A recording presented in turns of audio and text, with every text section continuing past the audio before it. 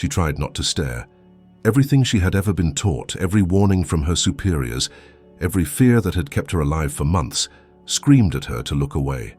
But she couldn't. Annalisa Keller stood frozen, her breath hitching in her throat, hands trembling at her side as she watched the British medics approach. The grey sky loomed overhead, heavy with the promise of rain, matching the oppressive atmosphere that clung to the makeshift camp like a shroud. The air was thick with the scent of damp earth and desperation, a stark reminder of her surroundings, a squalid prisoner of war camp in the heart of rural Germany, just months after the war's end. Barbed wire fences surrounded the barracks, casting long shadows that seemed to whisper of confinement and despair. Annalisa felt the weight of those shadows wrap around her, pulling her deeper into a conflict that had long since fractured her understanding of the world.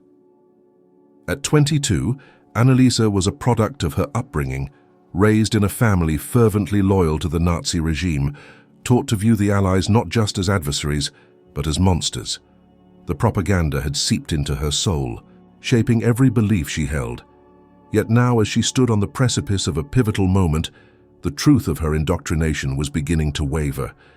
The medics, clad in their khaki uniforms, radiated an unsettling blend of authority and compassion that made her heart race. Among them was Soldier James O'Connell, a British medic whose gentle demeanor set him apart from the other soldiers. He moved with a quiet purpose, his eyes scanning the camp with an intensity that belied his calm exterior. For him, this was not just a duty, it was a calling to show humanity in a world stripped of it. Annalisa could see the kindness in his gaze, and it terrified her. How could he be so different from the caricature of evil she had been taught to fear? Her mind raced with conflicting thoughts. The captain Friedrich Müller, the camp's guard, patrolled nearby, a looming figure of authority that represented the fear she had internalized.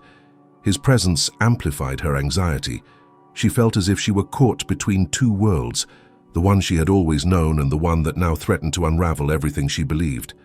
The soldiers were mere meters away now, their voices a murmur of concern and camaraderie. Annalisa's heart pounded in her chest, a wild drumbeat that echoed her internal turmoil. She was terrified of what they might do, yet a flicker of curiosity ignited within her. What did it mean to be human in such a broken world? With every step the medics took toward her, she fought against the impulse to run, to hide from their penetrating stares. She could feel her body betraying her. Her hands shook violently as she clutched the fabric of her dress, the rough texture grounding her while the ground beneath her felt as unstable as her beliefs. The dissonance was deafening. Could these men truly be the monsters she had been led to believe they were? In that moment, Annalisa was caught in a whirlwind of emotions, fear, confusion, and an unquenchable thirst for understanding. This single moment would redefine her entire world. Before we uncover why, let us know in the comments where you are watching from. It's amazing to see how far these stories travel. Now back to 1945. The backdrop of this encounter was one of chaos and devastation. The war had left its mark on every soul, especially those confined within the barbed wire. Annalise and her fellow prisoners lived in conditions that were deplorable. Hunger gnawed at their insides, the chill of the autumn air seeped into their bones, and the threat of disease loomed like a dark cloud overhead. They were shadows of their former selves, existing in a limbo where hope was a distant memory. Annalisa had never imagined her life would end up here. As a child in Nazi Germany, she had been taught to despise the Allies, to see them as the embodiment of all that was wrong in the world. Each lesson, each piece of propaganda had reinforced a singular narrative. They were evil, and we were righteous. Yet here she was, living amongst the remnants of that ideology, forced to confront the very humanity she had been taught to reject. As she stood there, her thoughts drifted to her childhood, where the echoes of her parents' fervent beliefs rang in her ears. She remembered the pride in her father's voice when he spoke of the fatherland, the way her mother's face lit up with fervor when she recounted tales of bravery. This was the world Annalise had known, one that glorified strength and vilified weakness. But now, the reality of her situation shattered those illusions. She was no longer a soldier, nor a proud daughter of the Reich. She was just a girl trembling in the face of the unknown. Whispers of new guards arriving swept through the camp, fanning the flames of her fear. Would they be as ruthless as the tales suggested? Would they see her as a mere number, a statistic in the pages of history, or would they look into her eyes and see a reflection of their own humanity? The tension in the air was palpable as the medics grew closer, their footsteps crunching on the gravel path, a sound that sent shivers down her spine. Annalise's breath quickened, her heart racing at the prospect of being confronted with the enemy. She had heard stories from the other prisoners, tales of brutalities and merciless treatment. What if they treated her the same way? What if their compassion was just a facade? As they approached, she felt the weight of their gaze, piercing through her facade of indifference. The reality of their humanity was a stark contrast to the monstrous figures she had envisioned. In this moment, Annalise found herself at a crossroads, the tension tight in her chest as she fought against the instinct to look away. Would this be the moment that shattered the walls of her indoctrination? Would she allow herself to see them as more than just soldiers clad in enemy uniforms? Annalise's hands shook more violently now, her body betraying the turmoil within her as she stood on the edge of an awakening. She was about to confront the very essence of her beliefs, and the outcome was uncertain. The battle within her raged fiercely, a tempest of fear and curiosity that threatened to engulf her entirely. As the medics drew nearer, she could feel her mind racing, grappling with the implications of this encounter. Would this moment change everything? She took a deep breath, steadied herself, and prepared to confront the truth that had been buried deep within her, like a seed waiting for the light to break through the darkness. The medics were no longer just figures in uniforms. They were human beings, individuals with stories of their own. And as they approached, the tension between fear and understanding reached its zenith, setting the stage for a confrontation that would forever alter the course of her life. Annalise's heart raced as she fought against the instinct to retreat, to hide from the figures that moved purposefully toward her. The sound of their boots crunching on the gravel, mixed with the distant murmur of other prisoners, all caught in the same web of uncertainty. She felt trapped in her own body, a marionette with strings tangled, her mind screaming for her to flee, yet her feet remained rooted to the ground. These men were supposed to be the enemy. She had been taught that they were barbaric, devoid of humanity, intent on destroying everything that Germany stood for. Yet, as they drew closer, she noticed their expressions, lines of exhaustion etched into their faces, eyes that betrayed compassion rather than hostility. There was a softness in the way they moved, a tentative care that contradicted everything she had been conditioned to believe. In that moment, a flash of memory surged through Annalise's mind. She was a child again, sitting in a dimly lit classroom, surrounded by her peers. The teacher, a strict woman with a sharp voice, had drummed into them the perils of the Allies. "They are monsters in human skin," she had said, her voice laced with fervor. "They will stop at nothing to see us fall." Annalise had believed every word, absorbing the propaganda like gospel, her young mind unable to decipher the complexities of war. Yet now, faced with the reality of the enemy, doubt crept in, gnawing at the edges of her convictions. Annalise glanced around, her eyes landing on the other women huddled together, their expressions a mix of fear and curiosity. The camp had become a microcosm of desperation, and each day bled into the next, marked only by the monotony of hunger and the chilling threat of violence. She remembered the whispers that had circulated among the prisoners, rumors of new guards arriving, of stricter punishments, of the looming uncertainty about their fate. The anxiety had been palpable, a living entity that wrapped around their throats like a noose. She had tried to remain strong, to embody the loyalty expected of her, but the reality of their situation weighed heavily on her. The food rations had dwindled, and the meager supplies had become a source of contention among the women. Just yesterday, she had witnessed an altercation between two prisoners over a scrap of bread, the desperation transforming them into wild animals. The fear of losing even the slightest bit of sustenance had turned her fellow prisoners against one another, a cruel reflection of the war's brutality. But now, as the medics approached, those feelings of fear and loyalty warred within her. One of the medics, a tall man with dark hair and warm brown eyes, moved closer, his gaze landing on Annalise. She could feel the heat radiating from his body, a stark contrast to the chill that seeped into her bones. He held a small medical kit, and despite the grimy state of his uniform, there was a gentleness in his posture that disarmed her. "How are you feeling?"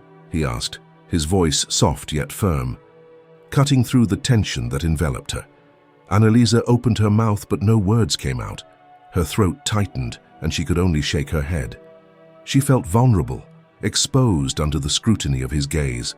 The weight of her upbringing pressed down on her, making it difficult to reconcile the reality of this man standing before her with the monstrous caricature she had been taught to fear. "Please, can you tell me your name?" he pressed gently, as if he understood the turmoil raging inside her. She hesitated, caught in a bizarre limbo between her past and present. "Annalise," she finally whispered, her voice barely audible. The simplicity of her name felt like a confession, a surrender of the beliefs that had once defined her. "Annalisa," he repeated almost reverently. "I'm James. We're here to help you." She wanted to believe him, wanted to feel the warmth of his compassion wrap around her like a cocoon, shielding her from the harrowing realities of the world outside. But doubt lingered, an insidious shadow that refused to fade. What if this was a facade? What if he was merely playing a role in a cruel game orchestrated by the very forces she had been taught to despise? As her mind spun with conflicting emotions, she caught sight of another soldier distributing rations to the other prisoners. James's focus remained on her, but the sight of food stirred something primal within her. The gnawing hunger clawed at her insides, and she felt a rush of embarrassment for being unable to respond, to articulate her needs.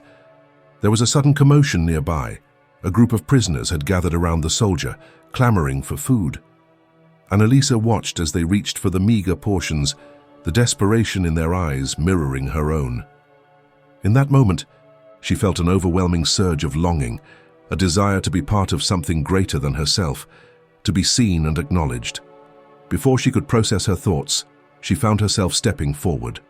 "Please," she said, her voice trembling as she addressed James. "I'm so hungry." For a split second, she saw surprise flicker across his features, quickly replaced by understanding. "I know. We're doing our best to get everyone fed," he assured her, his tone filled with sincerity. "You'll get food soon, I promise." As the moment hung between them, Annalisa felt the walls she had built around herself start to crack. The fear that had once been her constant companion began to wane, replaced by a glimmer of hope. Could this man be different from what she had been led to believe? Could he embody the kindness that was so starkly missing from her life? Yet just as she started to entertain the thought, a sharp voice cut through the air. "What are you doing, Keller?" Captain Muller, the guard who had made her life a living hell, approached with his usual scowl. The menace in his tone sent a chill down her spine, and the moment of connection with James evaporated like mist in the morning sun. Annalisa instinctively retreated, the weight of her past crashing over her like a tidal wave. She had been raised to obey, to fear those in authority, and Muller was the embodiment of that fear. His presence was suffocating, a reminder of the oppressive grip of the regime she had once called home. James's expression shifted, his brow furrowing as he turned to face Muller. "She was just speaking with me," he asserted, the calmness in his voice a stark contrast to the simmering tension around them. "What's it to you, Brit?" Muller spat, his voice laced with contempt. "You think you can just waltz in here and play the savior? These women are prisoners of war. They are not your friends." Annalisa's heart sank. The brief moment of warmth she had felt dissipated under Muller's glare, and she could feel the familiar tendrils of fear wrapping around her heart once more. She wanted to scream, to tell James that she wasn't just a prisoner, she was a person, with hopes and fears, dreams and regrets. But the words remained lodged in her throat, trapped by the weight of her reality. James stood firm, his eyes narrowing. "No, they're human beings, and they deserve better than this." There was a fire in his voice, an unwavering conviction that caught Annalisa off guard. She had never seen anyone stand up to Muller like that, and a flicker of admiration ignited within her. Muller's face contorted with rage, and Annalisa braced herself for the inevitable fallout. But instead of escalating the situation, James took a step back, a gesture of retreat rather than aggression. "Just remember," Muller warned, his voice low and threatening, "you're treading on dangerous ground, Doctor." As the captain turned away, Annalisa felt a pang of guilt. James had risked himself for her, but the cost of that kindness hung heavy in the air. She looked at him, searching for reassurance, and found him watching her with an intensity that made her heart race. "Are you all right?" he asked gently, concern etched across his features. Annalisa nodded, though uncertainty still swirled in her mind. She had been conditioned to fear the enemy, yet here was a man who defied the stereotypes she had internalized. The conflict within her deepened, and the lines between friend and foe began to blur, challenging everything she had ever known. As the days unfolded in the camp, Annalisa found herself increasingly preoccupied with James and the other British medics. The more she observed them, the more she saw the humanity in their actions. They treated the prisoners with dignity, offering small comforts, a kind word, or a shared laugh amidst their grim surroundings. But with each passing day the pressure mounted. The other prisoners noticed her lingering glances at the medics, and the whispers began again. "Why does she talk to them? They are the enemy," one woman hissed, eyes filled with suspicion. Annalisa felt the weight of their judgment pressing down on her, forcing her to question her choices and the path she was beginning to tread. Each night, as the sun set and the darkness enveloped the camp, Annalisa lay awake, her thoughts swirling like leaves caught in a storm. She replayed the moments with James, the warmth of his gaze, the kindness in his voice. But the fear of reprisal lurked in the shadows, a constant reminder of the consequences of her burgeoning feelings. One evening, as a chill wind blew through the camp, Annalisa overheard two guards discussing the imminent arrival of reinforcements.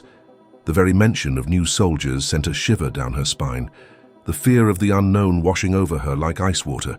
Would they be like Miller or worse? She clutched the thin blanket around her shoulders, trembling not just from the cold, but from the gnawing anxiety that had become a constant companion.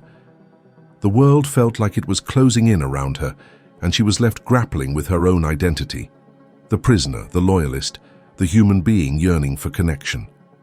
Before she could succumb to despair, she recalled James's words, the compassion he had shown her. There had to be a way to navigate this treacherous terrain without losing herself. Just then, her thoughts were interrupted by a soft voice. "Annalisa, are you all right?"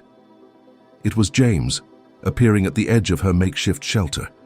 The sight of him sent a jolt of warmth through her, a flicker of hope amidst the darkness. I don't know," she replied, the vulnerability in her voice palpable. "Everything feels so uncertain." He stepped closer, the flickering light from the campfire illuminating the concern etched across his face. "I wish I could do more for you," he said earnestly. "You don't have to face this alone. I'm here." Annalisa felt the tears prick at her eyes, a release of the pent-up emotions she had been holding back. "But you're the enemy," she whispered, the words tasting bitter on her tongue. James shook his head, his expression resolute. "I'm not your enemy, Annalisa. I'm just a man trying to do his best in a terrible situation. We're all human. Don't forget that." The warmth of his words wrapped around her, and for the first time she felt a sense of understanding that transcended the barriers of war. The conflict within her raged on, but amidst the chaos, a fragile thread of hope began to weave its way through her heart. As the night deepened and the stars twinkled overhead, Annalisa knew that her journey had just begun. The path ahead was fraught with danger and uncertainty, but she felt a flicker of determination ignite within her. Perhaps, just perhaps, it was possible to bridge the chasm that separated them, to defy the expectations placed upon her, and forge a new understanding, one built on compassion rather than fear. Before we uncover how this moment would redefine her entire world, let us know in the comments where you are watching from. It's amazing to see how far these stories travel. Now, back to 1945. Annalisa's heart raced as she stood transfixed, every instinct urging her to retreat, to shield herself from the reality that was unfolding before her. The medics were clad in muddy uniforms, their faces drawn yet determined, their movements swift and purposeful. It was a world she had never imagined encountering, a world that contradicted everything she had been taught in her sheltered upbringing. She had been conditioned to perceive them as the enemy, faceless figures in a propaganda film, devoid of humanity. But now, with each step they took, the air thickened with a palpable tension. Her palms were clammy and she clenched her fists tightly, willing her body to remain still. The other prisoners nearby huddled together, whispering nervously amongst themselves, their eyes darting between Annalisa and the approaching medics. She could feel their fear radiating off them like heat from a flame, and it only heightened her anxiety. "Stay back," one of the guards barked, a stocky man with a jagged scar running down his cheek. Captain Friedrich Müller's voice cut through the air like a knife, a chilling reminder of the authority he wielded. Annalisa's heart sank. His presence loomed like a storm cloud, ready to rain down punishment for any hint of defiance. She had seen him turn violent before, his temper quick to flare at the slightest provocation. As the medics arrived, tension thickened the air, and Annalisa's breath caught in her throat. She could see one of the medics, tall with dark hair and kind eyes, bending down to speak to a fellow prisoner who had collapsed from hunger. The medic's voice was soothing, almost tender, and it was this softness that shattered Annalisa's world of black and white. "You're going to be all right. Just breathe. We'll help you," he reassured her, his accent thick yet warm, a stark contrast to the harshness of her surroundings. Annalisa's mind raced. Why was he helping her? Why was he showing kindness to someone he should see as an enemy? The juxtaposition of his gentle manner against the backdrop of her indoctrination made her stomach twist in knots. It felt like a betrayal, not just of her beliefs, but of the very essence of her identity. She had been taught to fear these men, to see them as the harbingers of destruction. Yet here they were, reaching out in compassion. "Look away, Annalisa," she whispered to herself, but her feet remained rooted in place, her eyes locked onto the scene. The medic, James O'Connell, she would later learn, was now kneeling beside the frail woman, offering her a piece of his rations. It was a simple act, but in that moment it felt monumental. The woman accepted it with trembling hands, a flicker of hope igniting in her sunken eyes. Annalisa's heart ached at the sight, a feeling she hadn't allowed herself to experience in what felt like an eternity.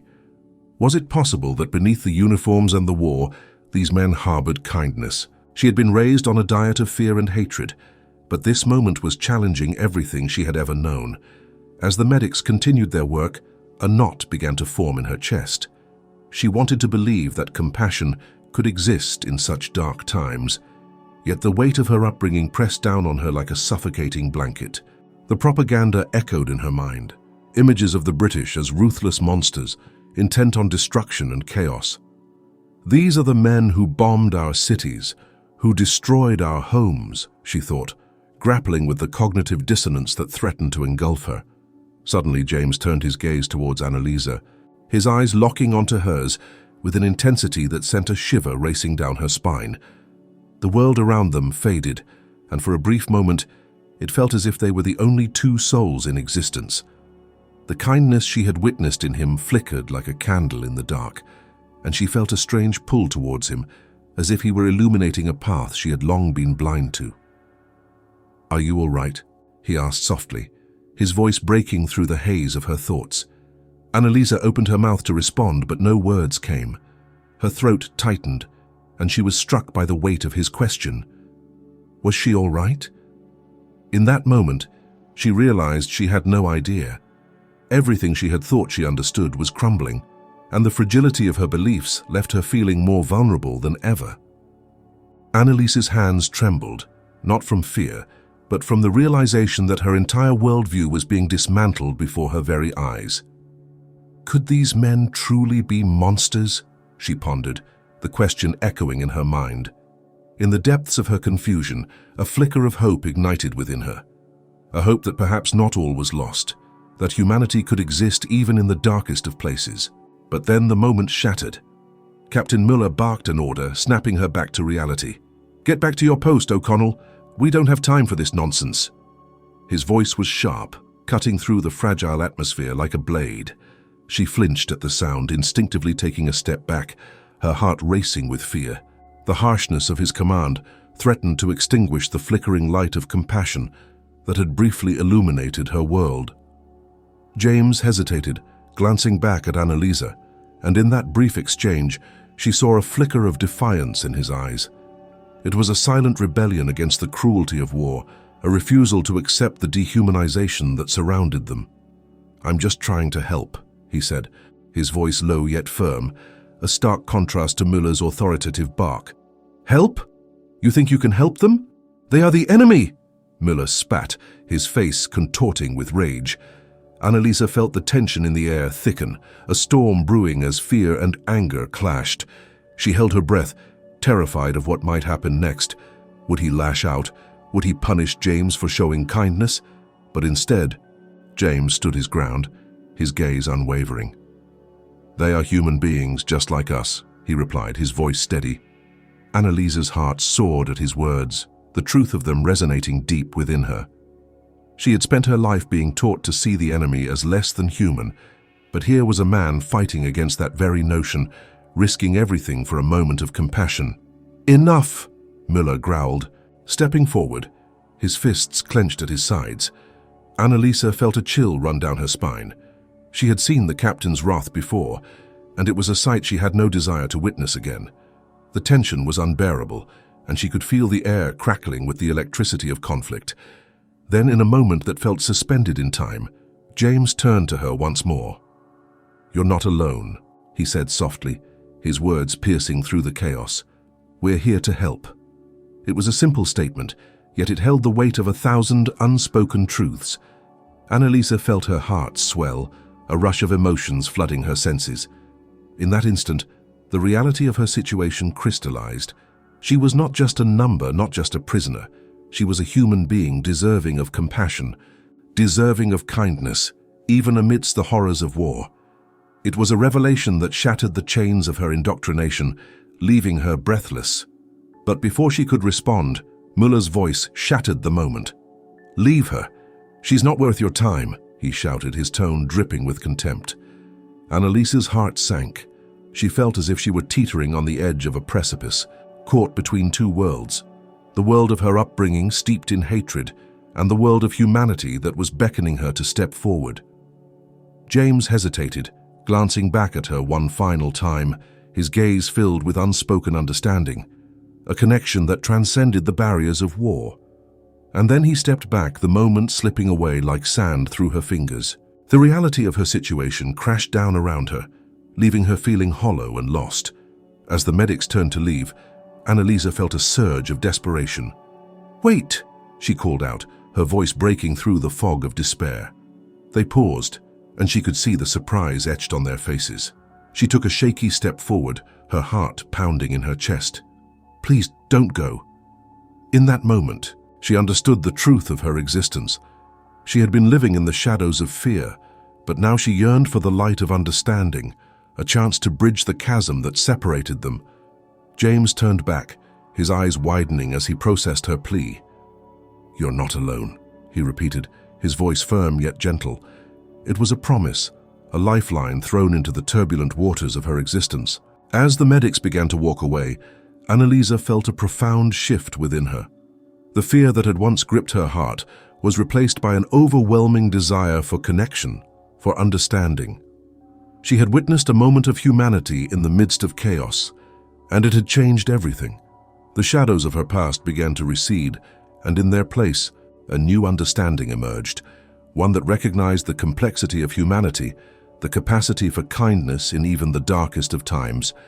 It was a revelation that would redefine her very existence, a journey of self-discovery and transformation that had only just begun. And as the medics faded into the distance, Annalisa knew that she would never see the world in the same way again. The walls she had built around her heart were beginning to crumble, and for the first time, she felt the spark of hope ignite within her, a hope that perhaps humanity could triumph even in the face of adversity. And with that, she understood the profound truth that lay at the heart of her experience, that the greatest enemy was not the soldier in front of her, but the hate that had festered in the hearts of men for far too long. Annalisa awoke the next morning, the faint light filtering through the tattered canvas of the barracks. The sounds of the camp were familiar now, the distant chatter of guards, the rustling of fellow prisoners adjusting to another day of uncertainty. Yet amidst this routine, something had shifted within her. The image of James O'Connell, his gentle touch and his kindness lingered in her mind like a beacon in the darkness.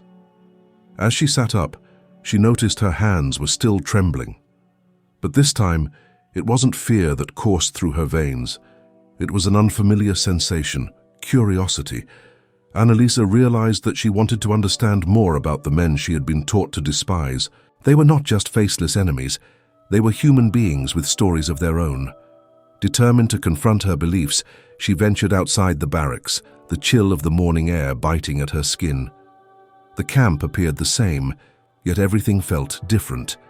She caught sight of James tending to a few other prisoners. His brow was furrowed in concentration, but he occasionally glanced up, a soft smile breaking the tension etched on his face. For a brief moment their eyes met, and Annalisa felt a warmth spread through her chest, a flicker of hope ignited by a simple connection. Days turned into weeks, and Annalisa's interactions with the medics increased. Each day she made a conscious effort to observe them, to learn about their lives, their struggles, and their humanity. She found herself lingering near the medical tent, watching as they treated the sick and injured with care and empathy. James often encouraged her to join in, to help however she could. Initially hesitant, she eventually accepted, her newfound curiosity overcoming the fear that had held her captive for so long. Annalisa began distributing rations, assisting with minor treatments, and even providing comfort to those who were suffering. The other prisoners, initially wary of her intentions, gradually came to see her as a bridge between them and their captors. They began to share their stories, their fears, and their dreams, creating a network of support that transcended the boundaries of nationality and ideology. Yet, as Annalisa forged these connections, a sense of guilt weighed heavily upon her. She grappled with the shame of her previous beliefs and the years of indoctrination that had clouded her judgment. One evening, as she sat with a group of fellow prisoners, she confided her struggles. "I was taught to see them as monsters," she whispered, her voice trembling with vulnerability. "But I see their kindness, their humanity, and I feel lost." A fellow prisoner, a woman named Greta, placed a comforting hand on her shoulder. "We all carry our burdens, Annalisa. What matters is how we choose to move forward.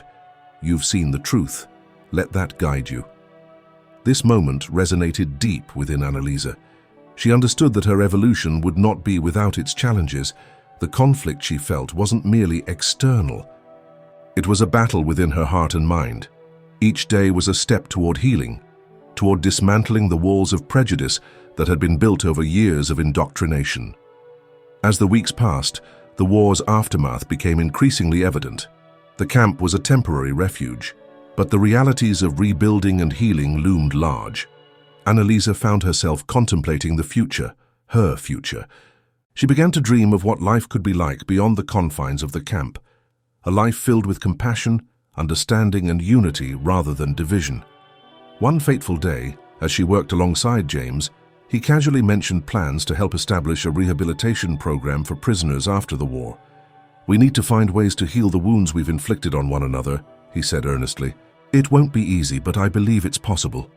His words struck a chord within her. Annalisa made a decision that would alter the course of her life. She would dedicate herself to fostering healing and empathy, bridging the divide that had once seemed insurmountable. It was time to stand for what was right, to advocate for understanding beyond the battlefield. As the camp began to close and the soldiers prepared to return home, Annalisa stood among the other prisoners, her heart filled with a bittersweet mixture of hope and uncertainty. She turned to James, who was gathering supplies for the departing prisoners. "Will you help me?" she asked, her voice steady despite the tremors of emotion. "I want to help others, to create a future where we can all heal together." James's eyes sparkled with understanding. "Of course, Annalisa. Together we can build something meaningful." With that, they began to plan, envisioning a future where former enemies could become allies in the pursuit of peace. Annalisa took a deep breath, feeling the weight of her past begin to lift. She was no longer the frightened girl who had trembled at the sight of British soldiers. She was a woman ready to forge a new path, As she prepared to leave the camp behind, she looked back at the horizon, the sun breaking through the clouds, casting rays of golden light on the land that had witnessed so much pain. In that moment, she understood the power of empathy, the grace of human connection, and the importance of love in a world scarred by conflict. "Thank you," she whispered into the wind, gratitude filling her heart. Stories like Annalise's remind us that behind the uniforms, the flags, and the ideologies, there are always human beings. They remind us that our capacity for empathy is the most powerful weapon against hatred. If you believe that these forgotten histories need to be told, that we must learn from them to build a better future, then join our community of history lovers by subscribing to the channel. Help us continue to bring these vital stories out of the shadows. Thank you for watching.